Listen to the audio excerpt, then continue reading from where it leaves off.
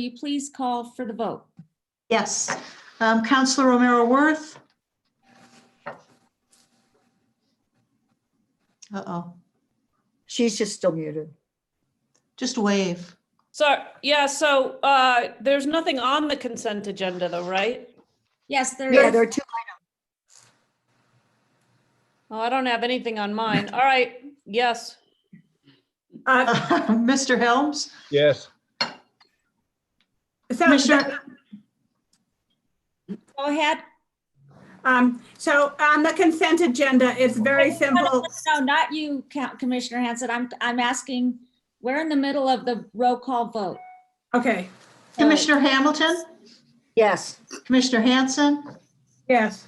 and Chair Vihel Coppler. Yes, Motion passes. thank you. Madam Chair, can you please tell her, Councilor Romero Worth what was on the consent agenda so she knows? Yeah, Yeah. there's nothing on mine. It's further on down. It's item 8. Do you have that? Okay, yeah, I do. It's kind of different from. Yeah, it's weird because on 4, it says consent agenda, there's nothing under it. Mhm. And 8 action items on consent. So it's the agenda's set up funny. Yeah, it's different. We like Okay, to thank you. on BDD. Okay, Commissioner Hamilton. We're So it may not matter very much, but on I just wonder if we have the same items, because on my agenda, it's the consent is number 3, item 3, and there are 2 items under it. It's so weird that we Well, have are you different. on Prime Gov? Madam Chair, Are you on Prime Gov? No, it's loaded up on board docs for the county. And Oh, this you should be on This is Prime the Gov. October 1st meeting. I don't.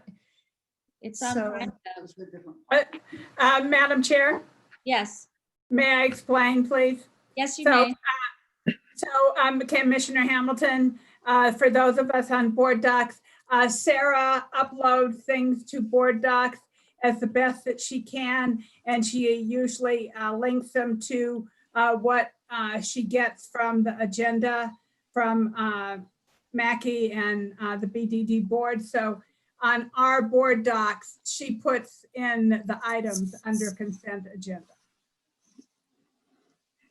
Okay, My- let me just say to this board that Prime Gov is what we are using, and you have to get your information from Prime Gov. That is the agenda that the public sees. And Well, it's just so you know, it's very easy to do, but we'll carry on for now. So the next item is approval of the minutes. Anybody want to make a motion? Move to approve. Do I have a second. Okay, it's been moved and seconded, moved by J.C. Helms, seconded by, was it Commissioner Hamilton? Yes, okay.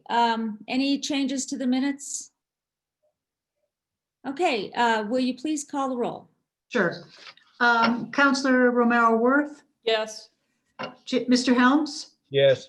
Commissioner Hamilton, Yes. Commissioner Hanson, Yes, Chair Vihel Coppler.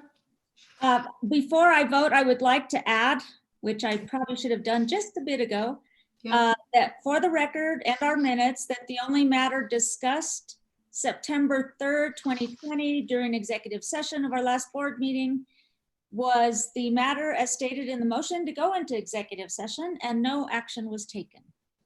So, and I vote yes. Thank you. All right, next item is matters from the public. Jamie Ray, did we receive anything? Jamie, there is a public comment by Rachel, and she has been sent the invite. Whenever you allow her the time allotted, she will speak. So we'll let her. Okay, Joe, are you still on? Is she? Yeah, I wonder if is she the phone number? Can I just see if this is the person, Counselor? Yes, please do. Ma'am, are you here to speak public comment? Hello?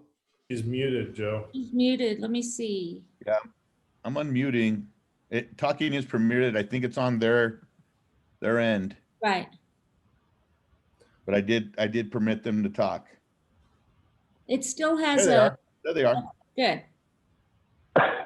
Joe, this is James Biarzi with Gloria to Geoscience. I called in by phone, so I'm not the public. Oh, okay. Okay. So we're looking for Rachel Kahn. I believe that is who is wanting to speak. Yes. So Joe, do you see anybody? Okay. No, I see John Dupuis just checked in and Yvonne Hedera just checked in.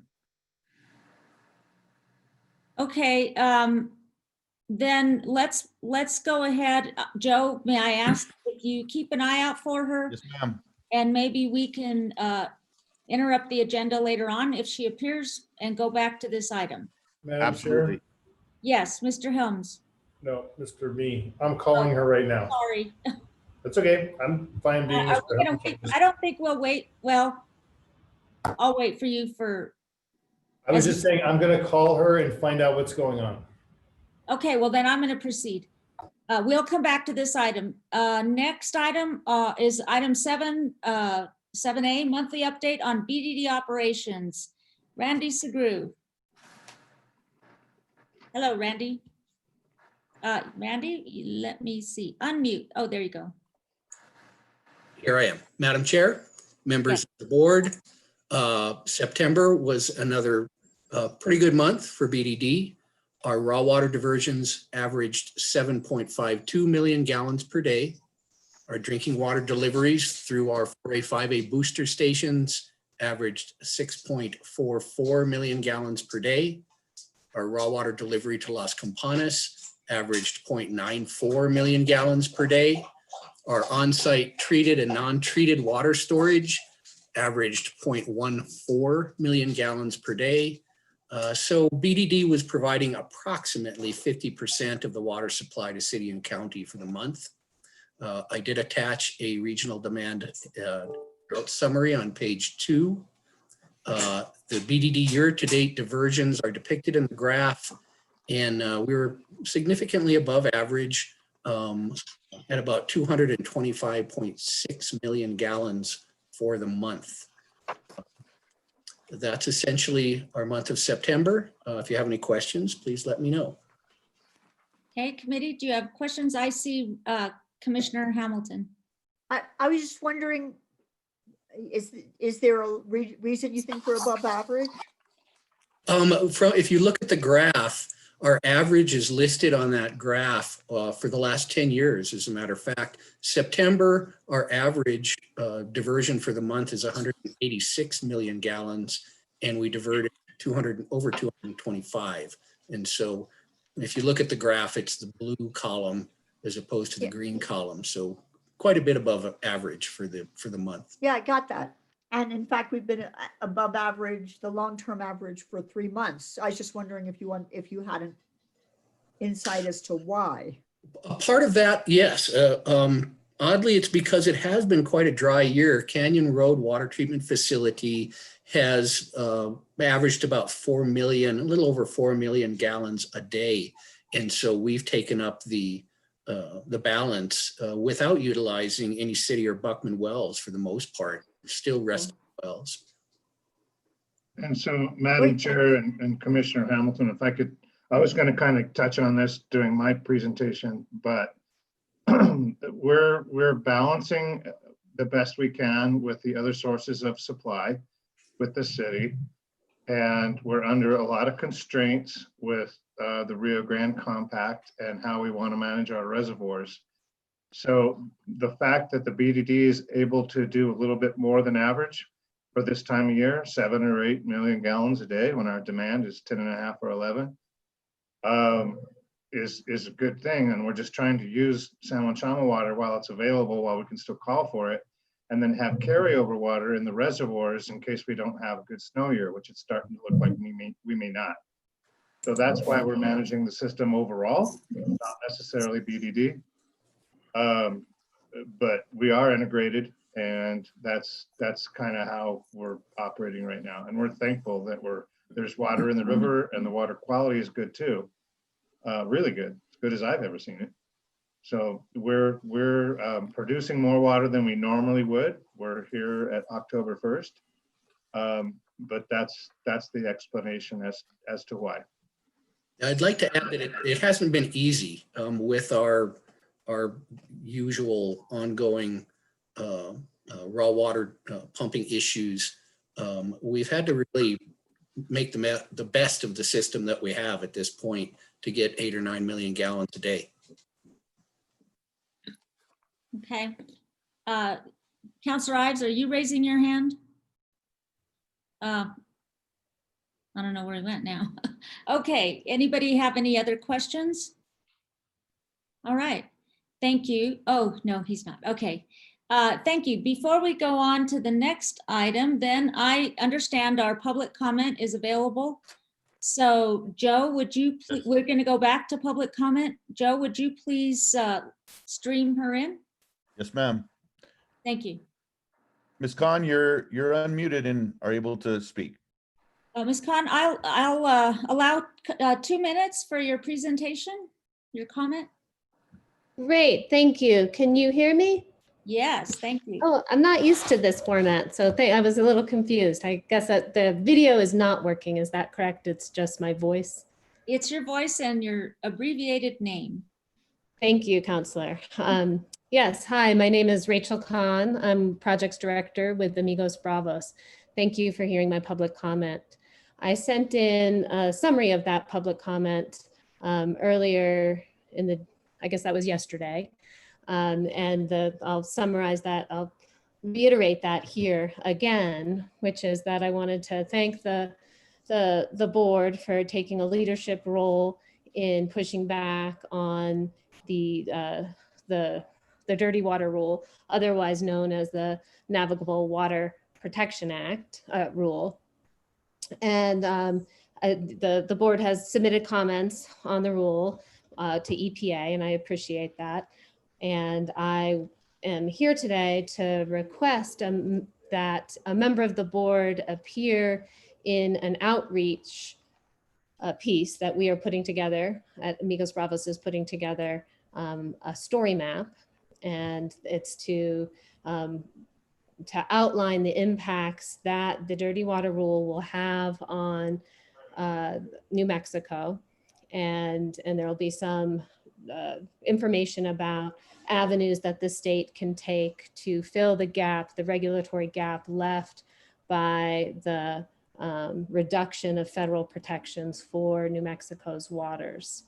What we are looking for is it could be as simple as a member of the board speaking briefly, reiterating the comments that were already submitted to EPA about the potential impacts of the Navigable Waters Protection Rule on the Buckman diversion.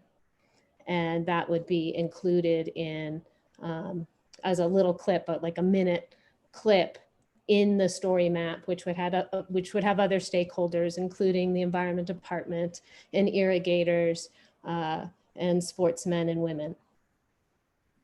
Okay. Madam Chair.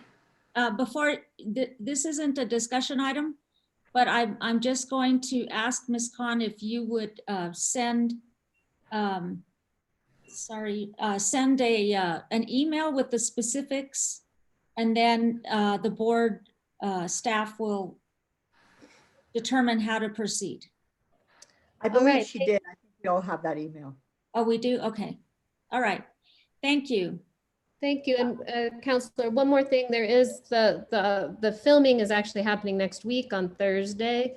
So that's when the camera person is available, and it will be happening. So I wanted to put that out there, and I thank you so much for your time. Thank you. Thank you. Ms. Khan, you'll be able to continue to watch this meeting on our YouTube, the City of Santa Fe's YouTube page. Thank you. So, Madam Chair. Yes. Since I was one of the main leads on bringing this forward, I would be happy to respond to Ms. Khan and work with her on the dirty water rule, and if that is okay with the rest of the board. Okay, I would, Just a point of order, this was a public comment, so I don't really think this is something we should be discussing in this meeting right now. It should be taken and discussed with the chair Thank you. directly. I appreciate that. And so I think everybody's heard, and Mr. Carpenter, you're in charge of that. So next item is 7B, report from the facilities manager, Mr. Carpenter.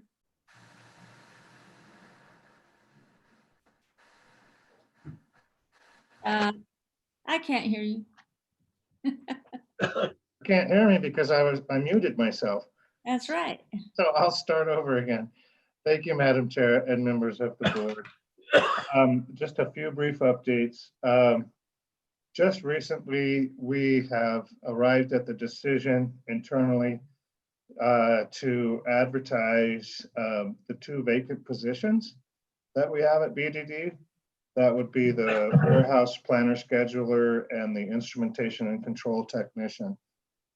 We are discovering that these positions cannot remain vacant for very long without it affecting our operations. And so I plan to move forward internally with the city of Santa Fe to get these positions advertised and funded and hopefully filled.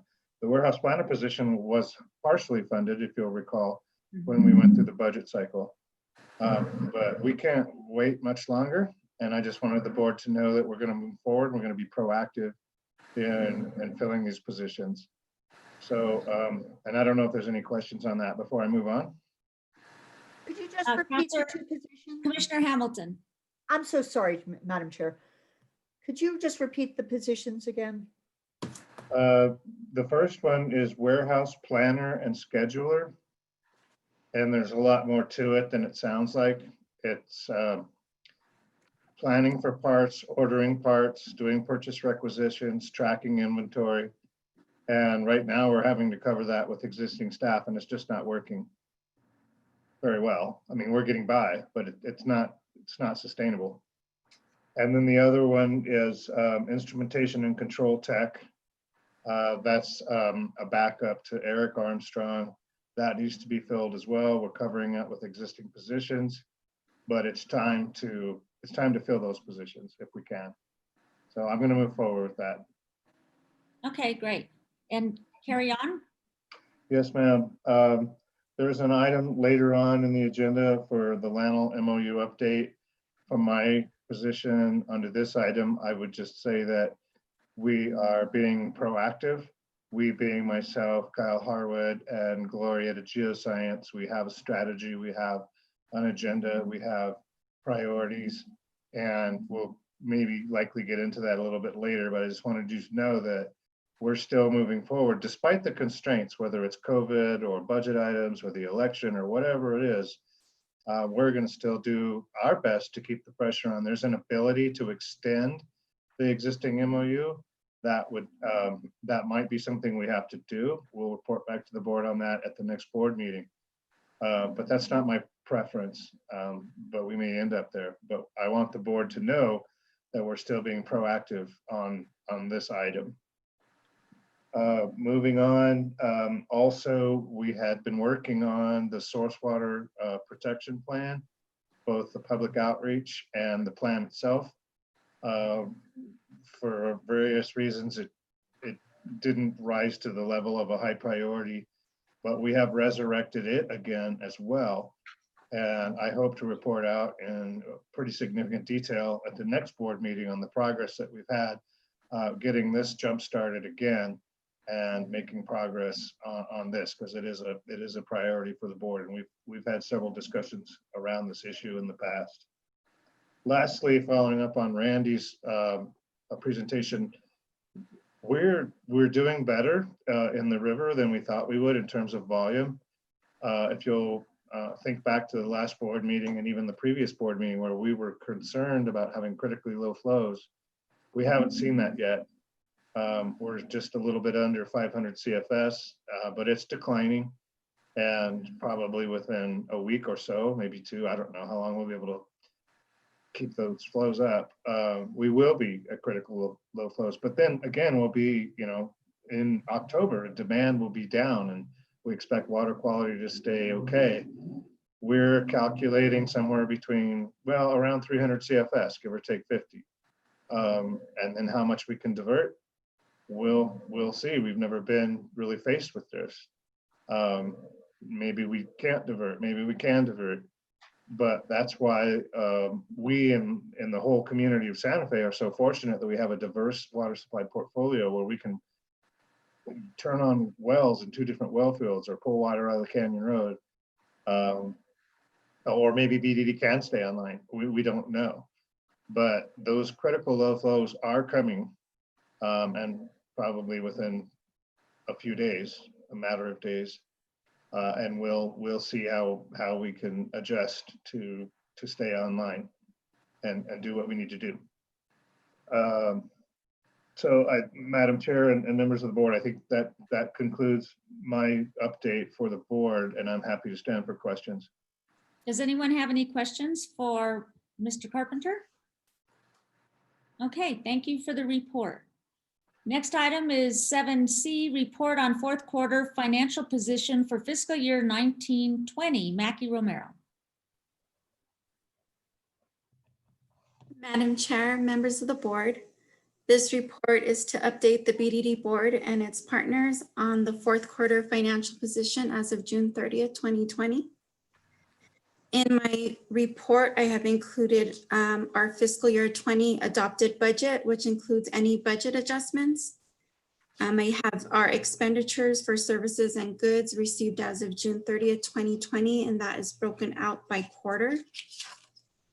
As you can see from my report, which is page 2 of your packet, fourth quarter was our biggest quarter. We spent almost $3.3 million closing out the year. Overall, we spent almost $8.6 million of our $9.6 million budget. So that was about 90% of our budget. This does not include the carryover funding that was authorized by the board several months back. So the board approved, there was $1 million left of our budget. They approved, you guys approved $380,000 to carry forward to fiscal year 2021 to continue ongoing projects.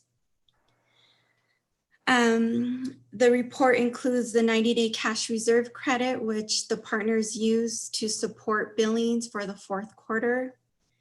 The next part of the report is the billings that the reimbursements that each partner provided to BDD. And this is based on actual water usage for project-wide and variable costs.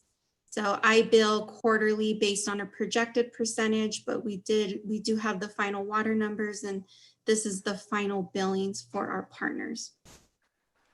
We do get other revenue to support our budget, and that's the PNM solar rebate revenue, and then our DOE federal grant, which we only spent about $60,000 of our $96,000 grant. Page 3 of our report is our other funds, which is the Major Repair and Replacement Fund and our Emergency Reserve Fund. So our Emergency Reserve Fund is fully funded at $2 million, so a little bit over $2 million, which includes some interest. Our Major Repair and Replacement Fund, less expenses that have been authorized by the board, is at $2.8 million. And so I did include a budget overview so that the board and our partners can see what was spent out of the Major Repair and Replacement. We spent $434,000 that was authorized by the board to continue projects such as the raw water lift station rebuild pump project and our new pumps at Booster Station 1A and 2A. These projects are still ongoing, and the board did authorize carry forward of the funding for these projects, and that was done back in June. So if there are any specific questions, typically this report certifies that BDD's reconciliation is done and in preparation for our audit. So if there's any specific questions. Any questions from the board? Okay, thank you, Mackie. Very good job keeping track of everything. Thank you. Appreciated. Next item, 7D, update on Lanel MOU. Kyle Harwood.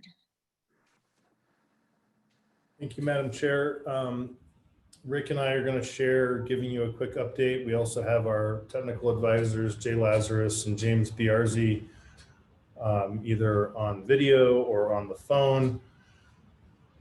I'll do a couple of background items, and then Rick can tell you about what we're expecting, and then Jay and James are available for any technical questions, and we'll make this as efficient as possible, Madam Chair. So as you know, the MOU intended to establish roles and responsibilities with regard to coordination of monitoring the activities of LANL and DOE in the Los Alamos Canyon,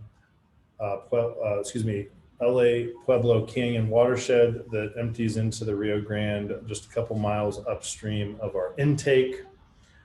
We've had, I think, generally a productive and mutually supportive relationship over the last 10 years on the core principles of the MOU, which are an early notification system. So we know when stormwater is picking up sediments that might have contaminants of concern into the Rio Grande upstream of our intake, and then also the various other matters that we coordinate with LANL on. I won't get into the details. We've discussed the MOUs in the past at some depth, but that ENS, the early notification system, is a key component.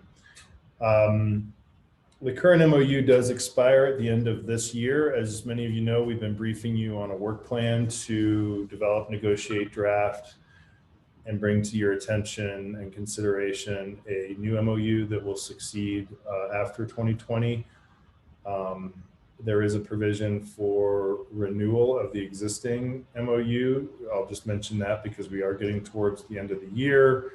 There is a federal election, and we have been hampered by the pandemic in working on this task, particularly the last 6 months. And so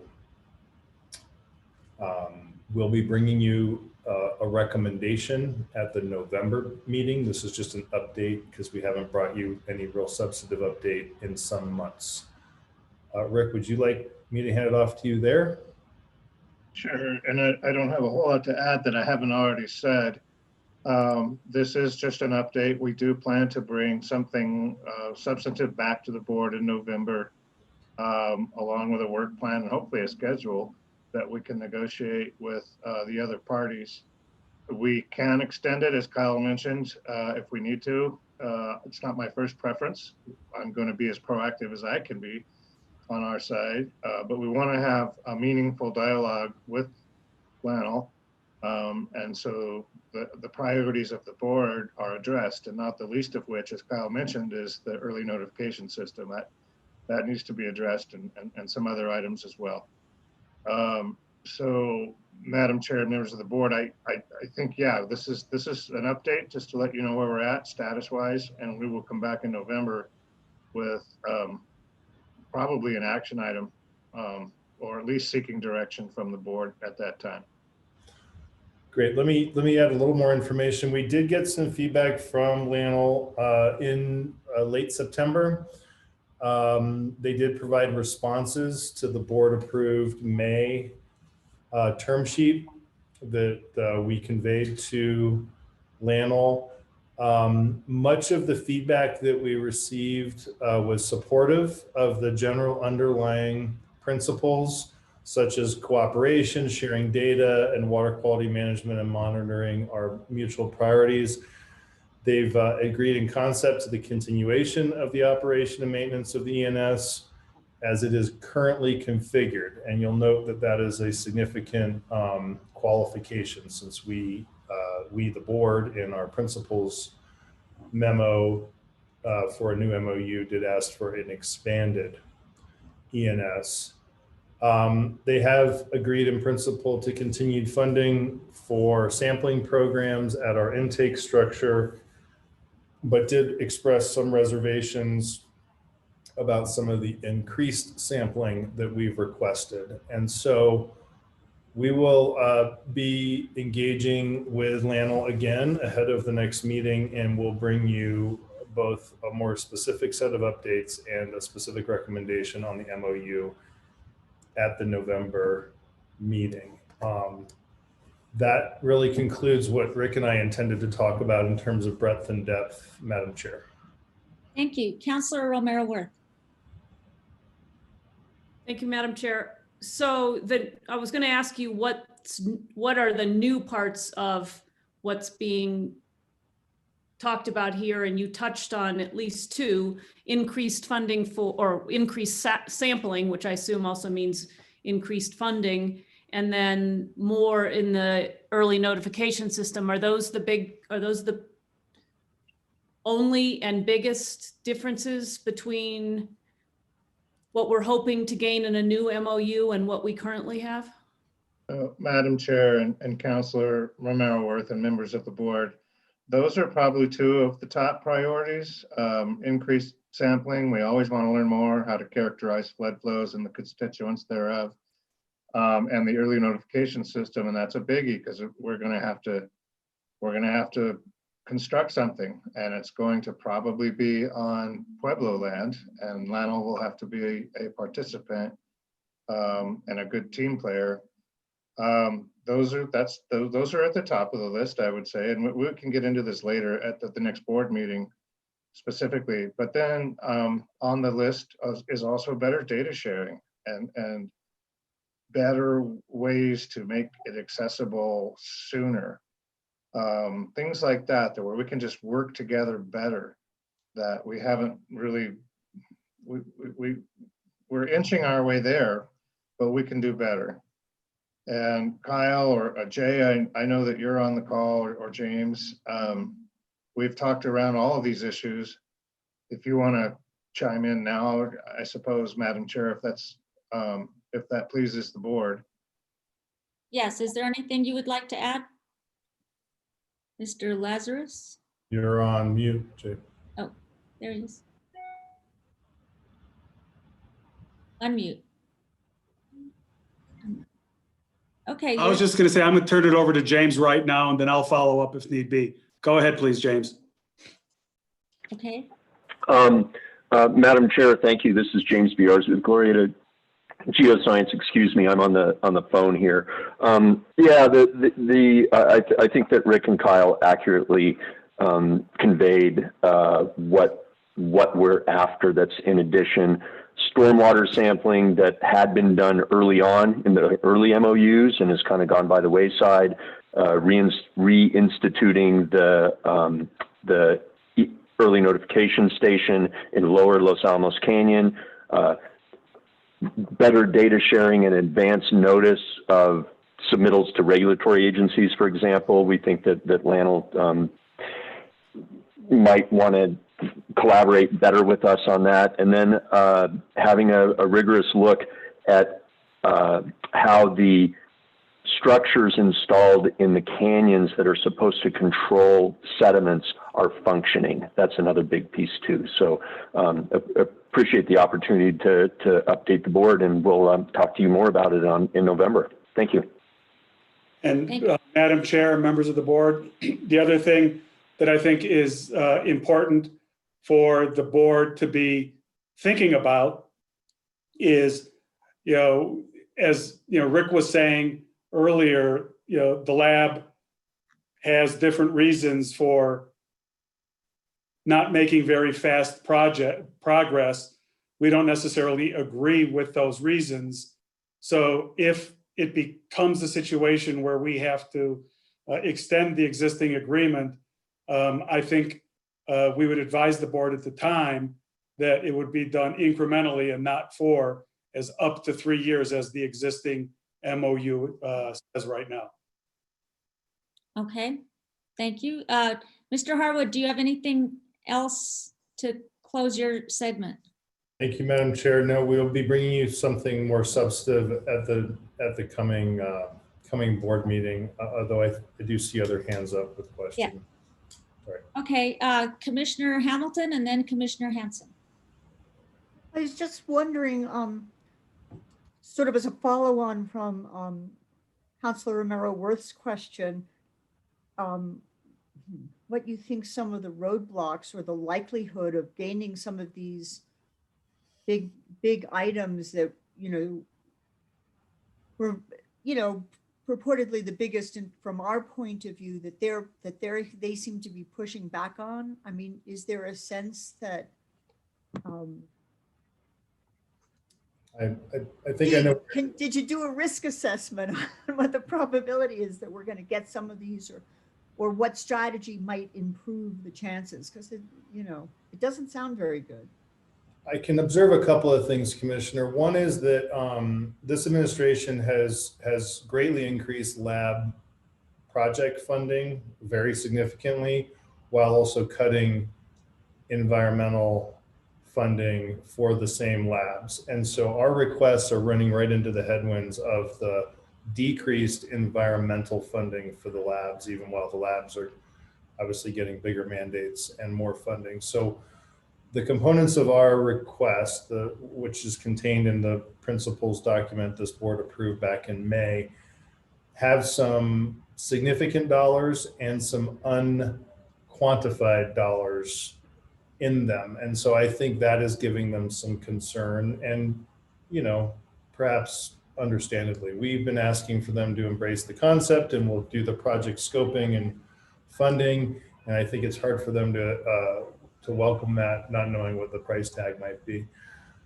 So I would say that from my reading on things, it's a whole nother work effort for them to go get new money for our relationship, and to continue the money that has been committed to this relationship with the board on these specific issues. To continue that funding is not as hard, but to add to it, especially if E109.9 is a $1 or $2 million project, that's kind of a big deal. So, and we don't know if it's that much or that little, to be honest.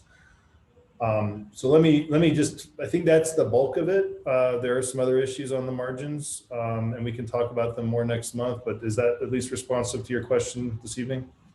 It is. I appreciate it. It makes me think of some additional thoughts about the strategy moving forward, especially if we end up timing wise having to go into the new year, and Jay's comment about doing it incrementally, that would maybe have us negotiating this after, in a new administration. But I suspect from what you're saying, talking about that in more detail next month is more appropriate. So. Yes. Okay, thank you. Commissioner Hanson.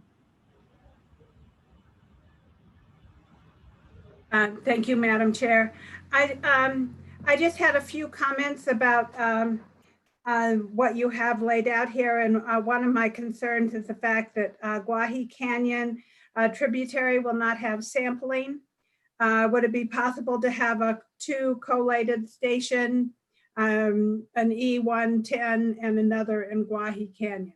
I think, I'm just asking these items. I know that we're in the negotiations, but I'd like us to think about that. Guahi Canyon is referred to in our position on the memo of number 7, 12, and 13. It's also referenced in number 22 and 24. So I would appreciate us trying to think about that.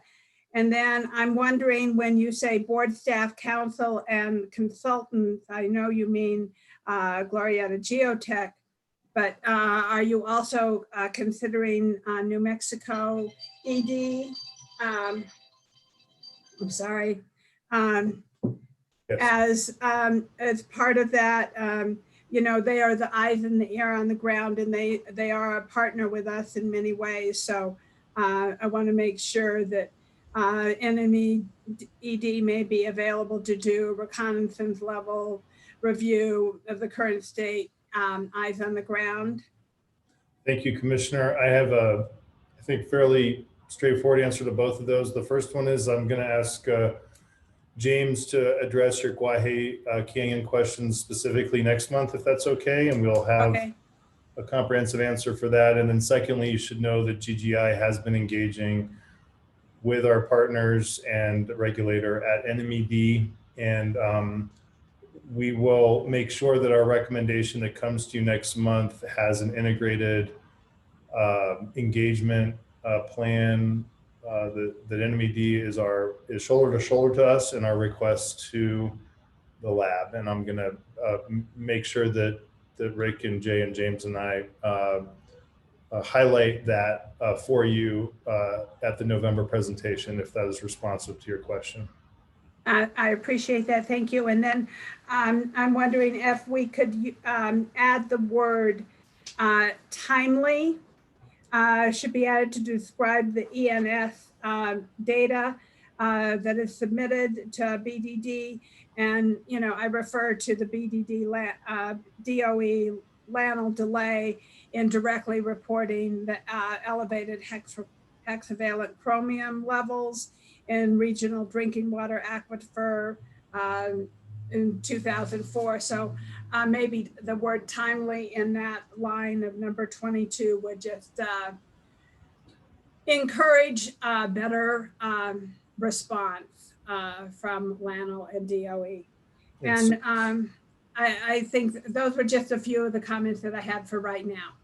And I appreciate all the work that you have done on this. I know this is not easy, and I'm hoping that with the possibility of having a new administration, we might have a different outcome. Well, I know our work with LANL is critically important, and we will work with whomever up there is assigned to our matter through rain and snow and and dry and drought. So we will bring you back some recommendations in November that we think are appropriate for the coming part of the calendar, aware of the fact that it's very hard for federal managers to make decisions around federal elections, regardless of the outcome. And we will be meeting right after the election at the November meeting. So there's that. Okay, thank you, Mr. Harwood. Appreciate your report. Next item is item 7E, presentation on BDD shared pool agreement between Santa Fe County and City of Santa Fe. John Dupuy. Is John here? Let's see. I think Joe said he had him trying to get him in, but John needs to be promoted to a panelist. There you go. John has his hand allowed to talk. Okay, there you go. John, are you available? I'm here. Can you hear me? Yes, we can Great. hear. Thank you. Go ahead. Good afternoon, Madam Chair and board members. I appreciate the opportunity to present to you an agreement that accomplishes something between the city and the county that better utilizes our resources and improves our sustainability and the water supply that is available to us throughout the period where it is utilized. It's a relatively simple agreement, even though it's difficult to read through. Some things are kind of dry, and I'm hoping to provide an overall explanation and then allow for any questions. Okay. It's based on the fact that both parties have underutilized resources. The county has excess native rights, water rights, and cannot currently store those in the basin, while the city has excess storage capacity in Abiquiu Reservoir and is not fully utilizing that capacity. The optimized annual water rights accounting is a protocol that is outlined in our annual operating plan that we implemented in 2018 when the river level projections that we received early in the year were severe, and we were concerned that there would not be water in the river or native water in the river later in the year to divert. And so collectively we took action to over divert native water while it was available in the springtime, and that later in the year when we would be using SJC water only, that would be utilized by this county to offset the overutilized amount earlier that year. And so this practice has worked very well. It helped in that scenario in 2018. It has potential to help in the scenario we're currently experiencing. And we feel that it has worked very well for us. This agreement allows for alleviating a limitation that is inherent in our current protocol. So because we don't want to have carryover from one year to the next currently, we project how much water the county will use and try and only over divert early in the year that amount. But it is far short of the available native water rights the county has. So there's approximately 1,000 acre-feet additional that we could divert earlier in the year, and that could be stored because when there is a diversion of county native rights, it is offsetting the need to divert San Juan Chama water by the city. So that 1,000 acre-foot native water use would result in 1,000 acre-feet of SJC water stored in Abiquiu by the city. And if you think about it, this could have been done since 2011 when we first opened the BDD. And so that's 10 years of 1,000 acre-foot that we watched flow right by the Buckman Direct Diversion. And when you put it into that perspective, it seems imperative to work with the city in some way, shape, or form to implement how we utilize our resources so that that can better the community in some way. And we've worked on this for some period of time. We've implemented it in part through the annual optimized accounting protocol and felt that it has a very positive benefit, even when it's only done over a year. This just extends that by having a accounting system that tracks the amount that is over what the county will use in a year and provides for some benefit back to the county that the city finds acceptable, but occurs outside of the functions of the BDD. I hope that helps to explain it in general. There's lots of other nuance, and if anyone has questions, I stand for questions. Does anyone have any questions? Commissioner Hanson.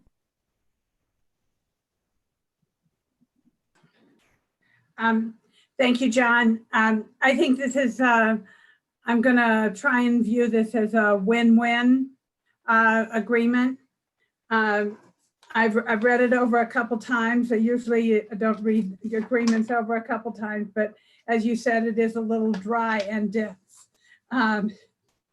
So the only, I guess the only thing I'm going to ask you is maybe that since the board is involved in this, is that maybe we create a line item for the board to sign possibly on a consent agenda once both parties have agreed to it, once this has gone through the city, once this has gone through the county, and then it could come back to the board so that they know that it's part of our, it's in our records also, and so that we know what is going on with the pool agreement as a board, and it could be placed on consent after it was agreed by both parties, or, you know, we could also discuss it. That was just one suggestion that I had. And Madam Chair, just to know that Nancy and I have also made that suggestion to John Dupuy and Jesse Roach in a prior conversation about this item. Good. And so, Madam Chair, if I could interject. Sure. And I don't want to pretend to be a water rights attorney, but I think the board should probably be a signator to it, but from an operations perspective. The board does not own these water rights that we're talking about. It's the city and the county. So we would be signing on as the operator and helping to facilitate the accounting, which we're happy to do. But we don't control the water rights. So that's, I would just remind the board of that. Thank you. It appears that there will be work for the facility and the operators to do in this agreement, from what I could tell by reading it. So I do think it is important, even though the board doesn't own the water rights. I think it is important that the board know what our facilitation management is doing at the board with this. Okay. Counselor Romero Worth. Thank you, Madam Chair. So I guess I'm a little bit confused. So this goes, my understanding is this is before the Board of County Commissioners. They'll approve. It'll come to the city. The governing body will approve. And then does the board also have to approve? The board, the Buckman direct diversion, us, do we also then approve? Or are we talking about these signatures in lieu of the board approving the agreement? I'm a little bit confused, the role of the signatures. I think the discussion that we've had, Counselor, is that we would add a signature line to the version that is going to the county and going to the city. And that if those two water right owners agree to share their water rights in this manner, it would just come back to this board on consent to acknowledge the role of the board staff in helping to implement the shared pool agreement that the two utilities have already agreed to. So the signature line would go into the draft before it goes to those governing bodies, and it would come back to the board on consent to just sort of acknowledge the role that the board directed staff have in implementing it. Is that responsive? Yeah, I just think that maybe we need to be clear, not just through a signature, but in the consent agenda, what it is, because it's basically coming back to us so that we know that it's an agreement that's been made. It's not that we have to sign off of it on it in order for it to happen, because it's basically the different governing boards have to approve, not this board. You know, as I talked to Jesse and John about it, if they had not asked the BDD staff to do anything, this probably would have never come to the board at all. But us lawyers really only have one tool in the toolbox in this zip code, which is a signature. So if you have a signature line and it's not filled out, it's arguably not an effective agreement. So we are talking about adding a signature line so that the board acknowledges the job it has to do underneath the agreement. And we could draft it as an acknowledgement signature or something of that nature. But since the agreement does contemplate board directed staff under the project management and fiscal service agreement doing certain things, it does seem appropriate. It'd be like you and I agreeing that Rick was going to go, fill up the car with gas. Like, I understand, but I don't want confusion down the road that's especially if the two governing entities have some sort of disagreement, or we have some disagreement on one side or the other, that what our specific role is, right? That we're just acknowledging that we are to carry out the agreement between these two governing boards. It's not that we are necessary for the agreement to happen. I just think we need to be clear what it is, our role is in this particular matter. And counselor and members of the board, I think that's a very good idea. And I think we can fashion the signature block for the board to take care of what it is that we're actually agreeing to do and our part in it. We're not part of the dispute resolution or that sort of thing, but we're agreeing to really implement what has been agreed to by the city and the county. Yeah, I think, yes, maybe some paragraph and then our signature line versus being a signatory to the agreement itself. Right. Yeah. And so that if it changes, they need to come back to us too, because that could implicate the board and its staff and what the responsibilities are. So. Yeah, okay. I'm all right with that. Thank you, Madam Chair. Thank you, Commissioner Hanson, and then Commissioner Hamilton.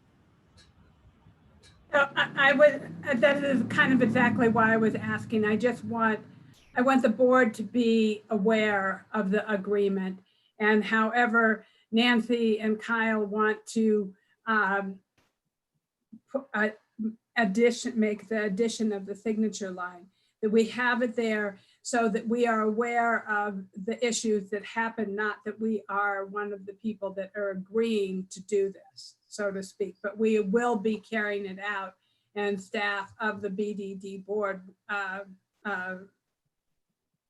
the facility manager will be carrying this out. Thank you. Okay, Commissioner Hamilton. Thank you, Madam Chair. So one of the reasons, when I read this, like in the recitals and from what John said, this seems to be a really good idea because it's, making more efficient use of our resources. It gives the city access to the native water rights that we could use more of them first. But to, blah, blah, blah. But in reading this a few times and asking John several questions, it seems like one of the implications of this, I don't know if I missed John saying this, but that I think is very valuable, is recognizing that the value of being able to shuffle when native rights are used and when San Juan rights are used is being able to store more water than we otherwise would be able to, which actually makes us more, the city and county together, more resilient to low water stress, which is one of our goals. Do I have that right? And if I do, I wanted that to be a little more explicit, just so we can appreciate that this could have some real value. It's not an accounting value, it's an actual water system resilience value to me. Madam Chair, Board Member Hamilton, that is correct. It does give us a lot of operational flexibility and increases the sustainability for certain scenarios. One of them being needing water from additional sources besides what's native in the river, and then having that as a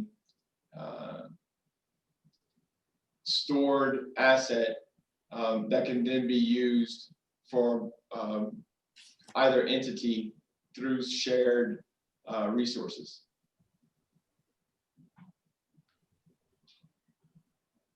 Right, hence your comment that it might have been useful to have that now that we're going into a low water period. True? Madam Chair, Board Member Hamilton, that's correct. I believe Mr. Carpenter mentioned earlier that we expect there to be low flows to the extent that we may not be able to divert from the intake at BDD. If this contract were in place, we would have over diverted, more than we had earlier than this year. There would be more storage in the reservoir upstream for later use. And in the interim, the city would provide some benefit to the county to offset that benefit of additional stored water by providing some water during the period where the BDD could not operate. Well, it seems to be a subtle point. I think it's kind of a big deal, and I think it's a valuable thing that you, John, and Jesse, and everybody else involved, Rick, Kyle, Nancy. I think this is a valuable thing. Madam Chair, Commissioner Hamilton, I'd like to say that it's been an extended group of people that have participated, and that includes the staff at BDD in doing the annual optimized accounting, which basically paved the way for us to be comfortable with implementing this in a more long-term way. And it was like very apparent that it should be more than just a year as soon as we got through the first year. And it's like, well, why didn't we do this to a greater extent? And so this helps to implement that. Okay. Is that all, Commissioner? Okay, Mr. Eaglehoff. Yes, I had a question for John. Section 3A, the discretionary shutdowns. Do you foresee more, or we've never had discretionary shutdowns before, and as a entity that isn't privy to this agreement, I rely on the delivery of raw water. And is 3A, is that more as a drinking water thing, or do you see the whole plant shutting down and no raw water deliveries? I just was curious about 3A. Madam Chair, Mr. Eaglehoff, I think that we are trying to accommodate a request we heard from the city, and Mr. Roach is on. I'm going to divert to him to fully explain, but to my understanding, I'd like to add that we want to provide as much flexibility as possible because it's an important facility, and achieving benefits like previous board meeting entertained having some cross training and the ability to have, I believe it, what was it termed?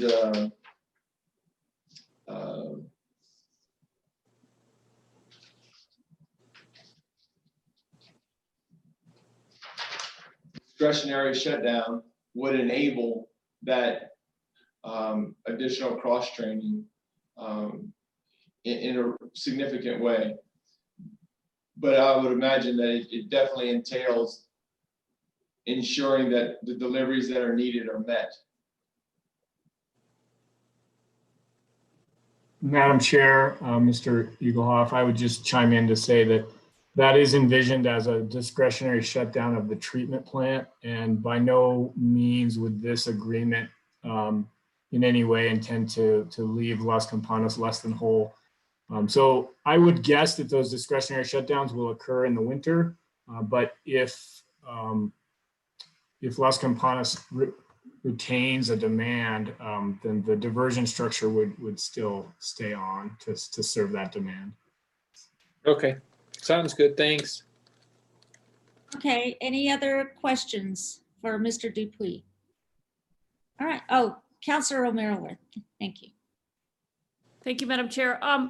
Okay, so that answer confuses me from Mr. Dupuy and maybe from Mr. Roach as well. So we had talked about the cross training happening if BDD was shut down because of low flows. I have never heard about a discretionary shutdown for that purpose.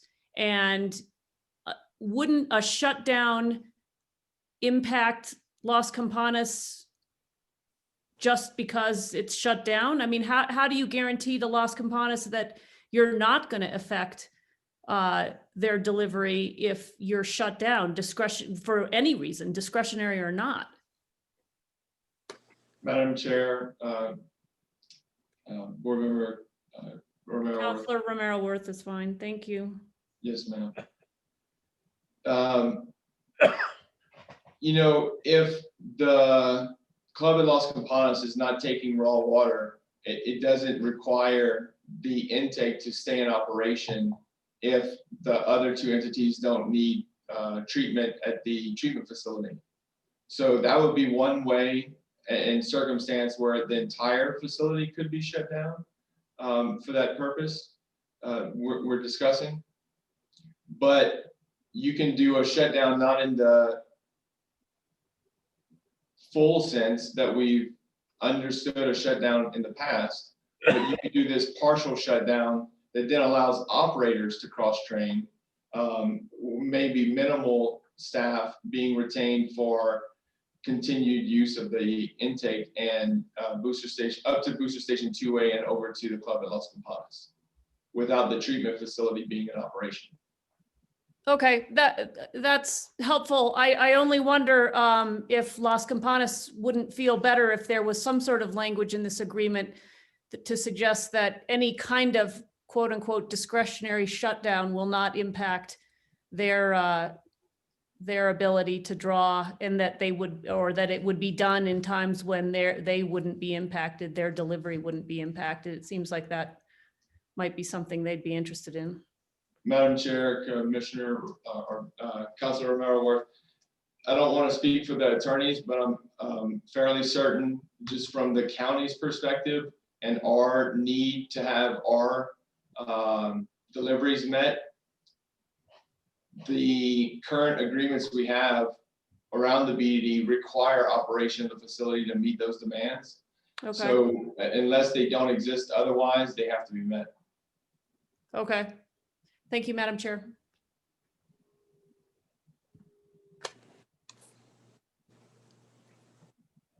Former Councillor Ives, go ahead. Thank you, Madam Chair. Yeah, a couple of questions. Mr.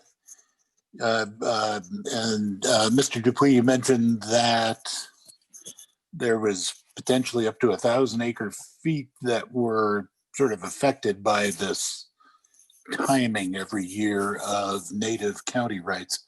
How much or what's the extent of county right native Rio Grande water rights?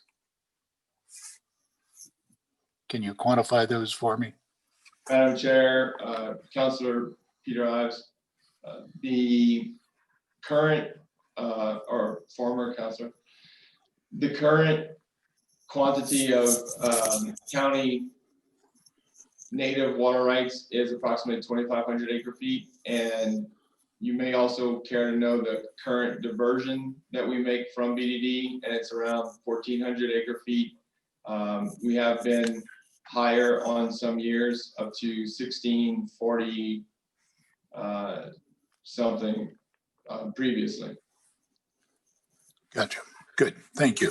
And in terms of BDD, it's, if I remember correctly, 375 acre feet annually.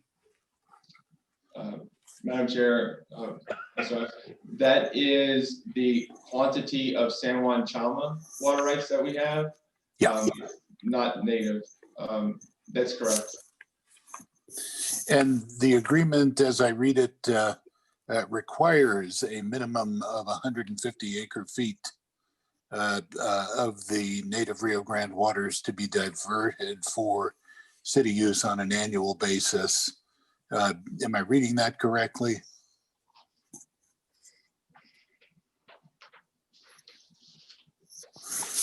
And if it's helpful, looking at paragraph 2 before subparagraph A, where it says a minimum of 167 acre feet of county native water, which essentially comes down to 150 based upon one of the background section at the bottom of one of the pages.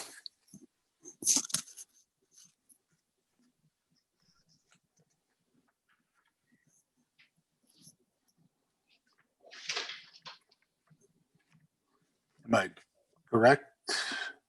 It's a requirement to take 150 acre feet, divert 167, which equals 150.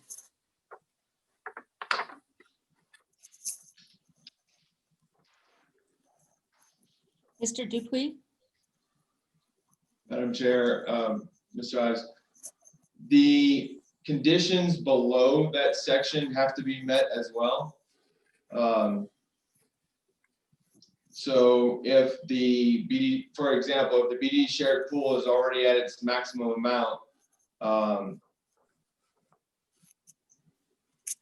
then it wouldn't be a requirement. That's really in place for creating the ability for the city to have up to a month of discretionary shutdown in the winter to enable what was discussed as a cross-training program that we feel very supportive of and think it's a good idea and improves the operational capabilities and flexibility of both the city system and BDD. And true, but I recognize there's a maximum reference there of 1,100 unless the parties agree otherwise, but it does provide that there's a minimum of 150 in the beginning of section 2 and also 2A, unless I'm reading that incorrectly. No, that's absolutely correct. So presumably, and I don't know what is anticipated as an annual diversion, this could hold up to roughly 7 years of that 150 acre feet, which would then be a continuing obligation of the city through time. Is there any limitation on the city's storage of San Juan Chama water? I would defer to Mr. Roach to speak to that topic. Madam Chair, Councillor Ives, there is a limit to how much space we have for storage in Abiquiu. I don't know that number off the top of my head. Madam Chair, if I could, we have a contract with the Albuquerque-Bernalillo County Water Utility Authority for up to 10,000 acre feet of storage in Abiquiu. There's a price to pay for it, 10% off the top when you put the water in the reservoir, but that's the capacity. And then whatever is stored up in Heron before we have to call for it. And my question really just related to timing, whether or not there is any time limit on that storage right. The storage right in Abiquiu has no time limit. Okay. And on the discretionary shutdowns, how would I mean, we have a protocol in place that where there's significant flow through some of the canyons into the Rio Grande through Los Alamos that we shut down operations. Is that a discretionary or non-discretionary shutdown for purposes of this agreement? That would be a non-discretionary shutdown. And is that the city's understanding as well? Yes. Looking at the recital subsection C, it says the county will gain additional backup and sources of supply when BDD is not in operation, and both parties will achieve greater flexibility. If BDD is not in operation and this water is stored as San Juan Chama and Abiquiu, there's no access to that water in any event. Am I correct in that understanding? That is correct.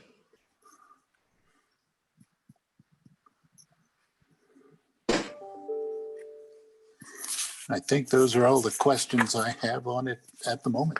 Thank you. Thank you. Anybody else have anything before we move on? All right. Thank you, Mr. Dupuy and everyone else. Next item is item 7F, update on potential new solar projects at Buckman, direct diversion. Regina Wheeler, go ahead. Thank you, Madam Chair, members of the committee. We're here to give you a big update on the solar and lighting energy saving project that we've been working on for about a year now. We brought a couple of updates to the board, so I think project.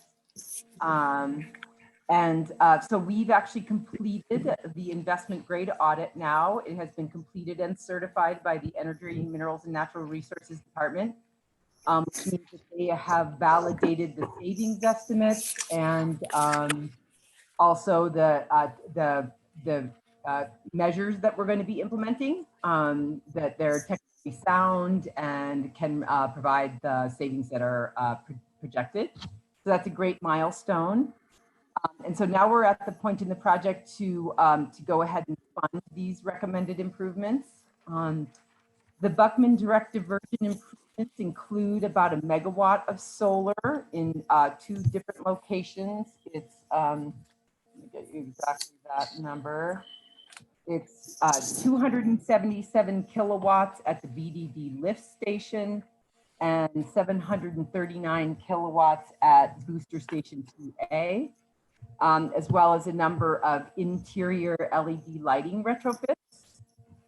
And these improvements were identified because they provide savings that will pay for the investment and provide savings even beyond that for a net positive cash flow for the Buckman direct version. The total investment for BDD is on the last page of the packet material. It's approximately $1 million. And then the savings is used to pay the debt service. So the debt service, as we develop the pro forma and actually get the actual funding, will be approximately $200,000 a year. And that'll escalate over time because the way the model was created is since energy costs escalate over time at an estimated 3%, then your savings are greater over time and you can pay more against the debt service.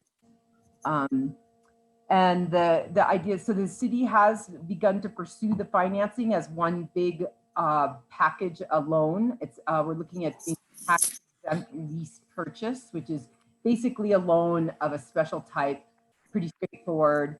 But if you go out to the marketplace for the whole 15 million for the entire guaranteed energy savings project, and then each entity is responsible just for their portion of the debt service, that'll give us all a better rate on the capital and a better return on the investment for this project.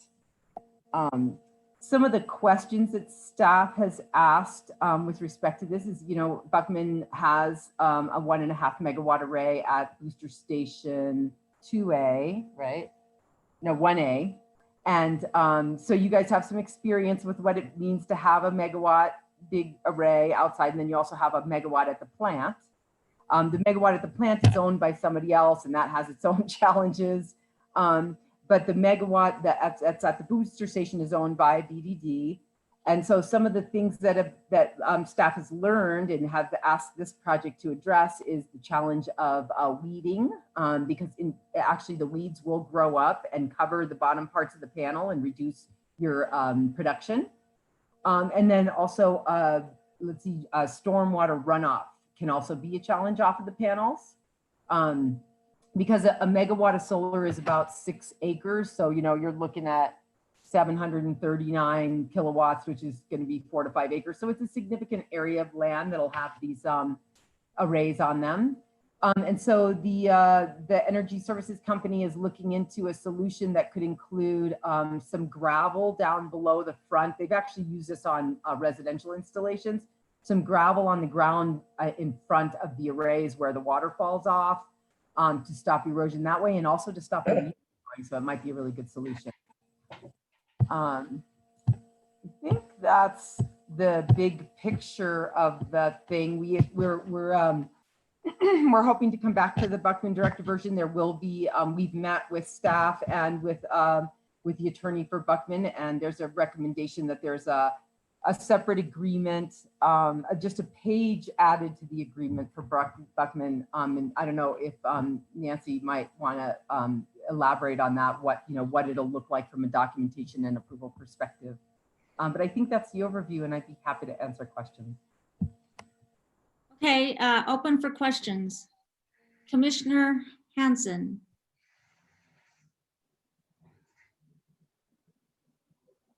Thank you, Regina. So this does not,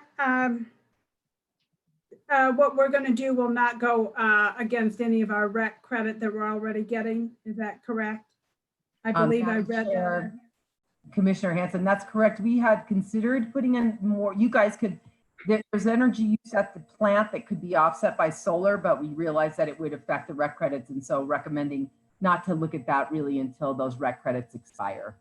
And isn't it 2031 that they expire, something like that? So we're talking 10 years before we could do any more.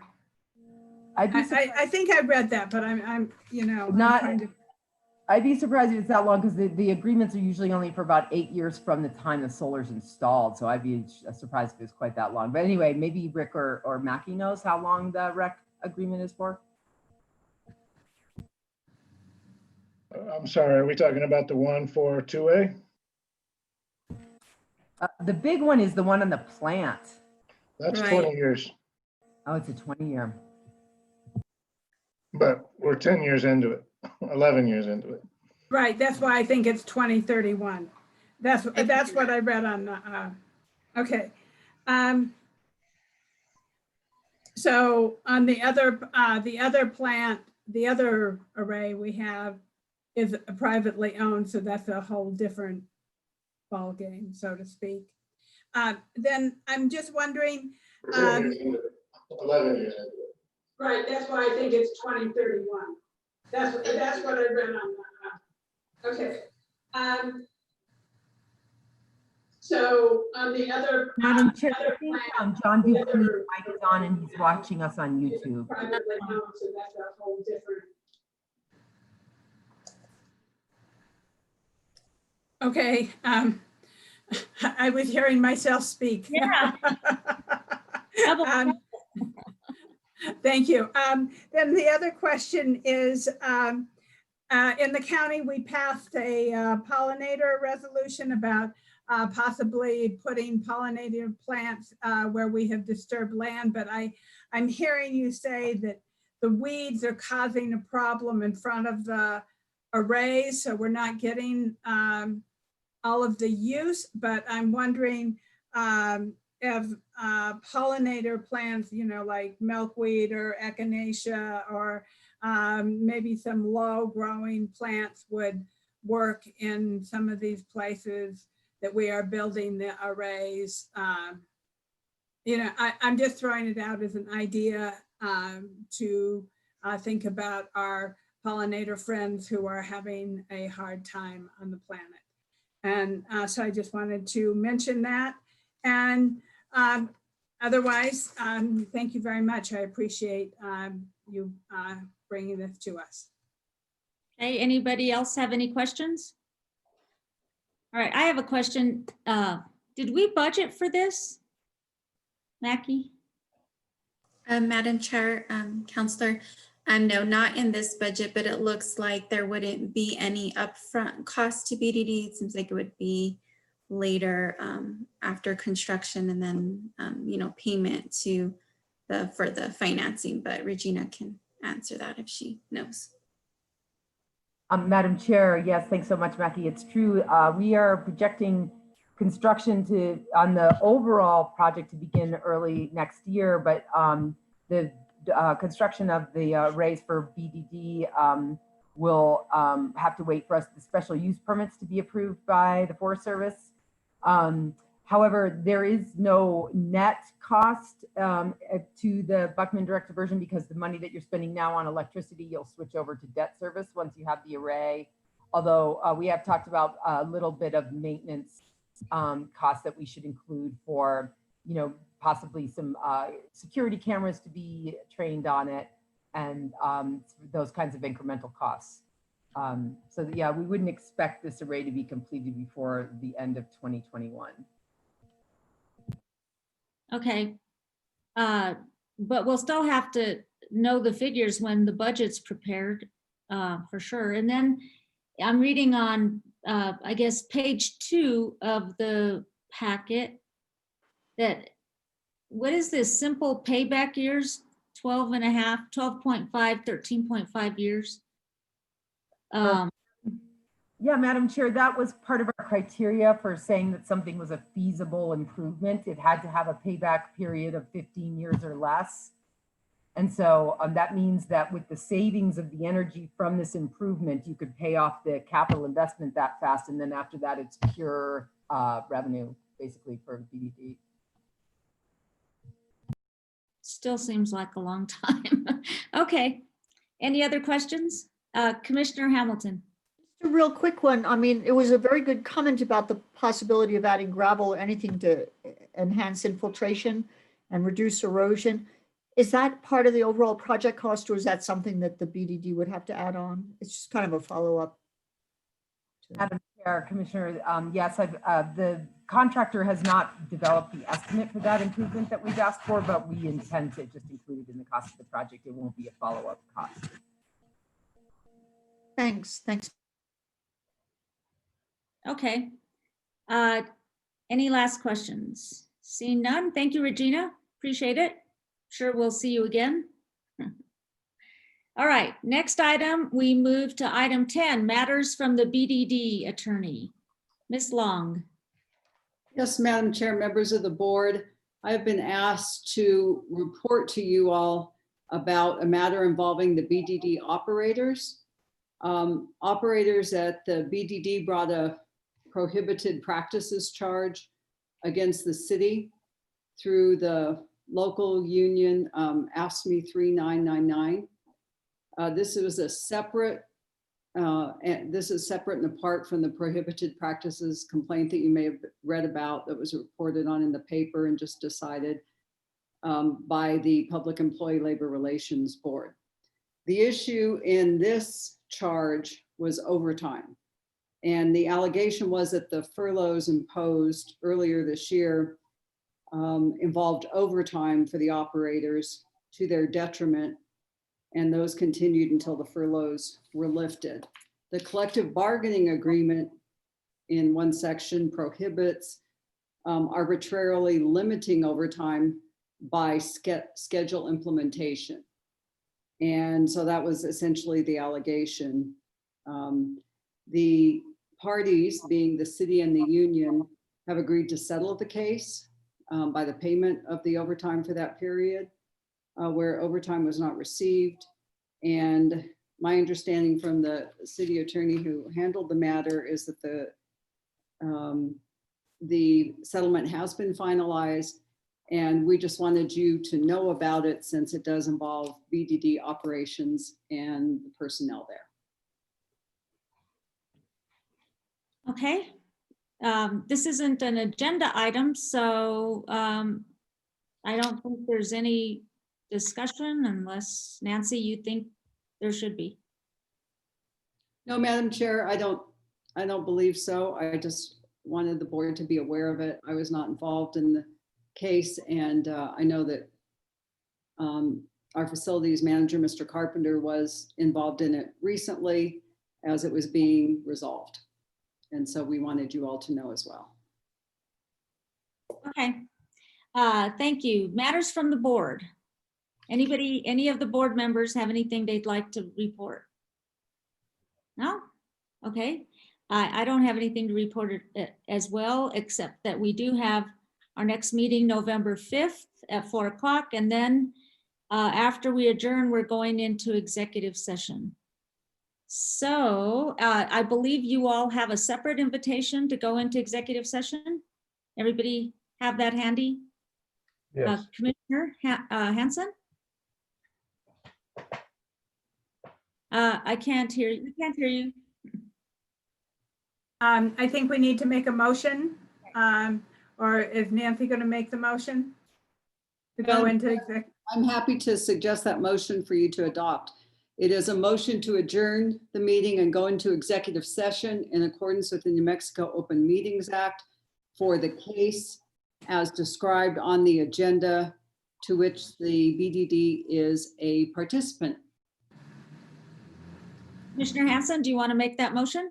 I do. So moved. We will adjourn and go into executive session, as Nancy said. Second. Okay, and Karen, will you please call the voice vote? Yes. Councilor Romero Worth, Yes. Mr. Helms, Yes. Commissioner Hamilton, yes, Commissioner Hanson, Yes. and Chair Vihil Coppler. Yes. All Now, right.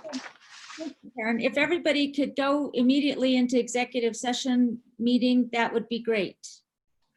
All right. See you there. Bye-bye. Bye.